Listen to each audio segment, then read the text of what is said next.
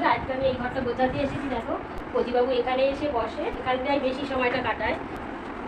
বলে এই সোফাটায় না বসলে, বসে টিভি না দেখলে ওর ভালো লাগে না। তাই আর খেলা থাকলে তো কথাই নেই। ফটোগুলোর সঙ্গে ওর 20 বছরে চাকরিতে গেছে, আজ এখন 60 বছর হতে যাচ্ছে। এর সঙ্গে ওর জীবনের অনেক কিছু জড়িয়ে আছে। আরও অনেক গর্ব হচ্ছে এই ফটোগুলো দেখলে। আমার মনে হয় যে আমার হাজব্যান্ড দেশের জন্য কাজ করছে। এবার গেছিল ট্রেনিংয়ে মধ্যপ্রদেশ আর কাশ্মীর, দুটো ট্রেনিং হয়েছিল, সেইখানের ফটো এটা। এই টেবিলটা ত্রিপুরা থেকে বানিয়ে নিয়ে এসছে। আর এই যে টেবিলটা ত্রিপুরা থেকে নিয়ে এসছে বানিয়ে, তাহলে বুঝো এই ঘরটা ওর শখের ঘর। দেখো কি সুন্দর লাগছে এইটা। এই দেখো রুনু দিদি করেছে এইগুলো সব, আমি এইগুলো কিচ্ছু করতে পারি। আর এই যে দেখছো, এই যে 135, এই যে তোমাদের কাছে এনে দেখাচ্ছি, এটা 135। আমরা যখন জম্মু থেকে পোস্টিং হয় কলকাতায়, তখন এইটা অফিস থেকে পেয়েছি। আর এই যে রামসীতার ফটোটা, এটাও অফিস থেকে গিফট পেয়েছিল।